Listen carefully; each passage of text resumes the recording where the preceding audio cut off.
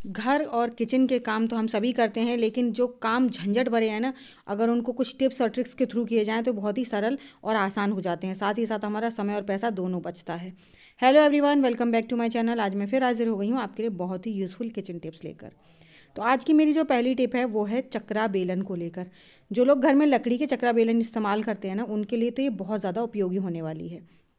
तो जब भी आप लकड़ी के चक्रा बेलन वगैरह इस्तेमाल करते हैं तो महीने में इस काम को एक बार ज़रूर करना चाहिए, और इसके बेनिफिट्स बताऊंगी मैं आप लोगों को। हमने यहाँ पर डाला है 1 चम्मच भर के नमक, सफ़ेद नमक डाला है। और इसका ना हम इसके साथ कोई भी नींबू ले सकते हैं, पुराना नींबू हो, ख़राब हो, उसका भी काम चल सकता है, कोई परेशानी नहीं है। तो मेरा नींबू हल्का सा थोड़ा सा कलर चेंज कर गया, लेकिन नींबू बिल्कुल फ्रेश है और उसमें ना रस भी ढेर सारा निकलेगा। अब नींबू के जो रस है ना, उसको थोड़ा सा निकालना है बस, और उसी के साथ हमें प्रेस करते हुए, नींबू को हल्का हाथ से दबाते हुए पूरे चक्रे पर हमें इस नींबू को और नमक को रगड़ना है बहुत अच्छे से। इसके क्या फ़ायदे हैं? पहले तो हमारा जो लकड़ी का चक्रा खुरदरा हो जाता है ना, और जिसे हम रोटी वगैरह या पूड़ी पराठे वगैरह बेलते हैं तो बहुत ज़्यादा चिपकता है, वो नहीं होगा, क्योंकि ये एक स्क्रबर की तरह ये एकदम इक्वल हो जाएगा हमारा जो चक्रा बेलन है। और साथ ही साथ इस पे अगर कोई गंदगी है, बैक्टीरिया हैं, वो सब भी ख़त्म हो जाएंगे। इस काम को ज़रूर से करना चाहिए, और चक्रा बेलन ना ऐसे हो जाएंगे जैसे आप बिल्कुल आज ही मार्केट से ख़रीद के लाएं। छोटी सी टिप है, इससे कुछ भी नहीं करना, बस एक स्टेप और करनी है इसमें आगे। पहले हम इस नमक को रगड़ लेते हैं बहुत अच्छे से, और हल्के हाथ से प्रेशर देते हुए रगड़ना है। ऐसा नहीं है कि बस नाम के लिए नमक लगा दिया और नींबू को रगड़ दिया, हल्का सा प्रेशर देते हुए। उससे ना इसमें जमी हुई सारी गंदगी भी छूट जाएगी, और हमारा जो चक्रा बेलन है वो एकदम साफ़ हो जाएगा। तो इसको जैसे ही मैंने इसमें अच्छे से नमक और वो नींबू रगड़ दिया था, उसके बाद हम इसे अब हल्के से ठंडे पानी से धो लेंगे। अभी हमें इसके लिए ना एक चीज़ और करनी है, जिसके बाद हमारा ये जो चक्रा बेलन को साफ़ करने का और एकदम नया जैसा करने का काम है ना, वो कंप्लीट हो जाएगा। तो यहाँ पर मैंने चक्रा बेलन धो लिए हैं। अब इसे हम ले लेंगे, एक कॉटन की कपड़े पर रख लेंगे, क्योंकि हमें ने ये फटाफट से अभी सुखाने भी हैं, क्योंकि हमें इसका भी आगे वाला प्रोसेस कंप्लीट करना है। तो यहाँ पर मैंने किचन टॉवल से इसको पोंछना शुरू कर दिया है, और इसे पोंछ लेते हैं। तो जैसे ना हम लोग अगर पत्थर के चक्रा बेलन इस्तेमाल करते हैं तो आप इस चीज़ को उस पर भी कर सकते हैं, लेकिन पत्थर वाले चक्रा बेलन खुरखुरे तो नहीं होते, लेकिन सफाई तो उनको भी चाहिए होती है। चक्रा जो होता है, बेलन तो हमेशा लकड़ी के ही होते हैं। तो अब हमने जब ये चक्रा बेलन पोंछ लिए ना, तो उसके बाद आप इस पर आधा चम्मच के करीब जो सरसों का तेल होता है ना, वो डाल दीजिए। आधा चम्मच काफ़ी है बस। और उसके बाद ना अपने हाथों की मदद से इस चक्रा बेलन को अच्छे से, खूब अच्छे से मालिश कर दीजिए सरसों के तेल की। सरसों के तेल से ना हमारी जो चीज़ें होती हैं, जैसे लकड़ी के दरवाजे वगैरह होते हैं ना, उनकी भी हम बहुत अच्छी पॉलिश कर सकते हैं। मैंने अपने घर के सारे गेट्स वगैरह उसी से पॉलिश किए हैं, लेकिन सिर्फ सरसों के तेल से नहीं, उसमें कुछ चीज़ें और ऐड की जाती हैं। तो यहाँ पर मैं अपनी चक्रा बेलन को टिश्यू पेपर की मदद से, या फिर आप कॉटन के कपड़े से ही पोंछ सकते हैं, लेकिन टिश्यू पेपर का ये है कि हम इसे पोंछ देंगे और इसे फेंक देंगे। अगर हम कपड़े से पोंछते हैं तो फिर उसको भी साफ़ करना पड़ता है, क्योंकि सरसों का तेल जो होता है ना, वो बहुत ज़्यादा ऑयली होता है और कपड़ों से बहुत मुश्किल से छूटता है। तो आप अपने टिश्यू पेपर से एक्स्ट्रा जो भी ऑयल है इसका, चक्रे का और बेलन का, उसे साफ़ कर दीजिए। अब आप देखेंगे अपने चक्रा बेलन को कि ये एकदम नए जैसे हो गए। इतनी तो शाइन आ जाती है उनमें, और एकदम चिकने हो जाते हैं। जहाँ पर भी कहीं पे थोड़ा बहुत खुरदरापन रहता है ना, वो सब कुछ एक जैसा हो जाता है। छोटी सी टिप थी, आई होप आपको ज़रूर पसंद आई होगी। तो चलिए बढ़ते हैं नेक्स्ट टिप की तरफ। नेक्स्ट टिप है मेरी पूड़ी बनाने को लेकर। तो आज हम एक साथ ना बहुत सारी पूड़ियाँ बनाने वाले हैं। जैसे हम रोटियाँ बनाते हैं ना, वैसे ही पूड़ी बना सकते हैं एक साथ बहुत सारी। लेकिन रोटियों के लिए तो हम आटा इस्तेमाल करते हैं, तो बहुत ईजिली वो बन जाती हैं। अब पूड़ियाँ किस तरीके से हम बनाएं कि एक बार में लोइयाँ भी खूब सारी बन जाएँ और हमारी पूड़ियाँ भी बन जाएँ। तो मैंने इस तरह से लंबा लंबा आटे को कर लिया, और उसके बाद चाकू की मदद से लोई बना लीजिए। इसको ना स्टार्टिंग में थोड़ा बहुत आप लोगों को प्रॉब्लम हो सकती है, जैसे कोई लोई बड़ी हो रही है, कोई छोटी हो रही है, लेकिन जब आप इस काम को करते रहेंगे ना, तो बिल्कुल भी आपको आदत बन जाएगी और काम भी बहुत जल्दी हो जाएगा। तो यहाँ पर हमने 5 लोइयाँ ले ली हैं। अब पाँचों लोइयों को हम क्या करेंगे, जो हमारा रिफाइंड ऑयल होता है ना, तो मैं पूड़ियाँ तो यहाँ देसी घी में बना रही हूँ, लेकिन हम इसमें चक्रे बेलन पे पूड़ी नहीं, वो नहीं लगा सकते, क्योंकि सर्दियाँ चल रही हैं। और देखिए, एक एक लोई के बीच में थोड़ा थोड़ा ऑयल डालते जाएंगे और उन्हें प्रेस करते जाएंगे नीचे की तरफ। अब इन पूड़ियों को बहुत आसानी से हम पूरी पूड़ियों को एक बार में बेल लेंगे। जी हाँ, एक बार में ही ना हमारी 5 पूड़ियाँ बिल जाती हैं, और बहुत ईजिली बिनती हैं, कोई परेशानी नहीं होती है। और इस तरह से ना हमारा बहुत सारा समय बच जाता है। और देखिए मैं आपको बिल्कुल फास्ट मैंने पहले कर रखा था, लेकिन छुड़ाते टाइम बिल्कुल नॉर्मल उस स्पीड पे कर दिया है वीडियो को, ताकि आप लोगों को लगे नहीं, समझ में आए कि हाँ ये काम करती है ये टिप। तो इस तरह से हम अपनी सारी पूड़ियों को अलग कर लेंगे। और अब इन पूड़ियों को ना आप सेकिए, खाइए, इतनी बढ़िया पूड़ी बनती हैं। बिल्कुल भी ऐसा नहीं है कि हमने ये एक साथ बेली है तो ये फूलेंगी नहीं या फिर ये खाने में अच्छी नहीं लगेंगी। और एकदम इक्वल शेप बनी है, ऐसा भी नहीं है कि कोई टेढ़ी हो गई है, कोई पतली हो गई है, कोई मोटी हो गई है, बिल्कुल भी नहीं, सब एकदम इक्वल बनती हैं।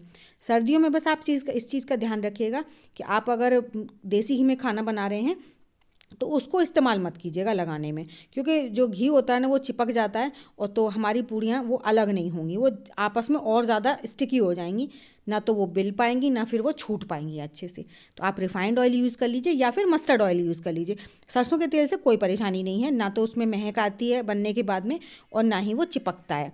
तो इस तरह से हम अपनी सारी पूड़ियाँ देखिए निकाल लेंगे, और सभी पूड़ियाँ फूल रही हैं, ऐसा बिल्कुल भी नहीं है कि हमारी पूड़ी फूल नहीं रही है, और झटपट से सिक सिक के निकल आती हैं। तो जब भी आपको जल्दी हो ना, आपको अकेले ही खाना बनाना है, अकेले ही सर्व करना है या फिर ज़्यादा खाना बनाना है, तो आप इस काम को कर सकते हैं, ढेर सारी पूड़ियाँ एक साथ बना सकते हैं। आई होप आपको मेरी ये टिप पसंद आई होगी। तो चलिए इसी के साथ बढ़ते हैं नेक्स्ट टिप की तरफ। तो जी जो मेरी नेक्स्ट टिप है वो है, इस तरह के कुरकुरे वगैरह हों या फिर नमकीन के पाउच वगैरह हों, हम लोग जब भी बाहर जाते हैं ना, तो कभी कभी ऐसा होता है कि इनको हम, बच्चों को तो हमारे को खाने हैं, लेकिन हम ना इनको खोल नहीं पाते, क्योंकि इन जगहों से ना इनको खोलना कभी कभी थोड़ा सा मुश्किल हो जाता है। कोई कोई पैकेट तो बहुत इजीली फट जाता है, लेकिन कोई कोई जो पैकेट होता है ना वो नहीं फटता है। तो उसको खोलने के लिए हर समय तो हमारे पास चाकू या फिर सीज़र वगैरह नहीं होती है, लेकिन जब भी हम कभी बाहर जाते हैं ना तो हमारे पास पैसे तो होते हैं, तो पैसे की मदद से ना हम इसको खोल सकते हैं। तो हमने यहाँ पर 2 कॉइन लिए हैं, और एक कॉइन को रख लेंगे आगे और एक कॉइन को रख लेंगे उसके पीछे, और दोनों कॉइनों को आपस में आगे पीछे करके, और जैसे ही हम उन्हें प्रेस करेंगे ना तो बहुत ही ईजिली इस तरह के पैकेट्स वगैरह बहुत आसानी से खुल जाते हैं।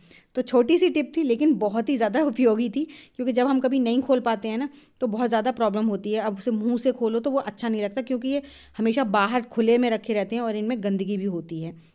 तो आई होप छोटी सी टिप थी आपको पसंद आई होगी। तो चलिए बढ़ते हैं नेक्स्ट टिप की तरफ। नेक्स्ट टिप भी मेरी पैसों से रिलेटेड है। जी हाँ, तो जो सिक्के होते हैं ना उनकी मदद से आज हम अपनी कॉटन की जो दीपक की बत्तियां होती हैं ना वो बनाएंगे। अब आप बोलेंगे पैसे के साथ दीपक की बत्ती? जी हाँ, क्योंकि जब दीपक हम लोग कभी कभी अखंड ज्योत जलाते हैं ना, और वो हम जो ज्योत जलाते हैं तो लुढ़कती है बहुत ज़्यादा, तो उसके लिए हम यहाँ पे जो हमारा सिक्का होता है उसकी मदद से बाती बनाएंगे। तो यहाँ पर मैंने सिक्के को कॉटन में बीच में रख लिया है, और उसके बाद चारों तरफ से हमने कॉटन जो है ना वो कवर कर ली है सिक्के को, मतलब हमने पूरी तरह से इसके अंदर बंद कर दिया है।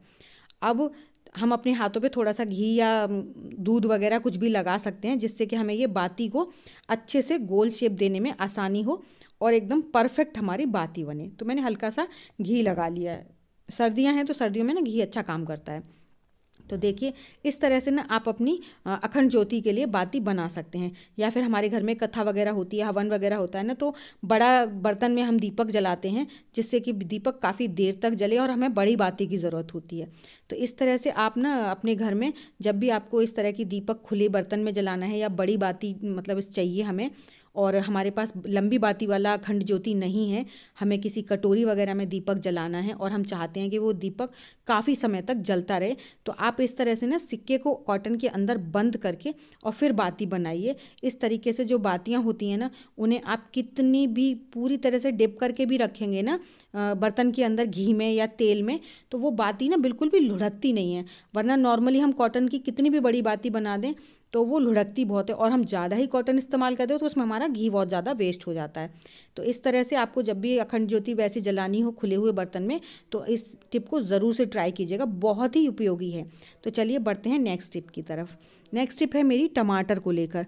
आजकल ना सब्जियों में टमाटर तो बहुत अच्छे आ रहे हैं, लेकिन ये टमाटर हरे बहुत ज़्यादा आ रहे हैं।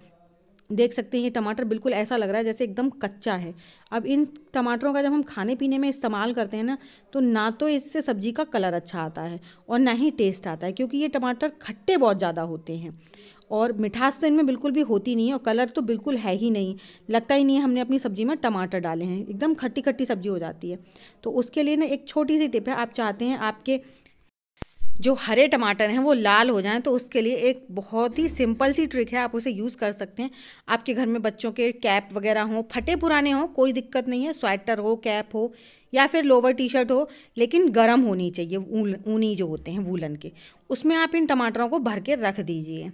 अब आप बोलेंगे इसमें भर के रख देंगे तो लाल कैसे हो जाएंगे? बिल्कुल हो जाएंगे। आपको बस क्या करना है, इन्हें ओवरनाइट के लिए छोड़ना है।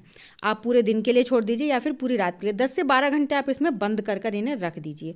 और आप देखेंगे कि आपके जो टमाटर हैं ना, वो बिल्कुल बढ़िया तरीके से पक जाएंगे।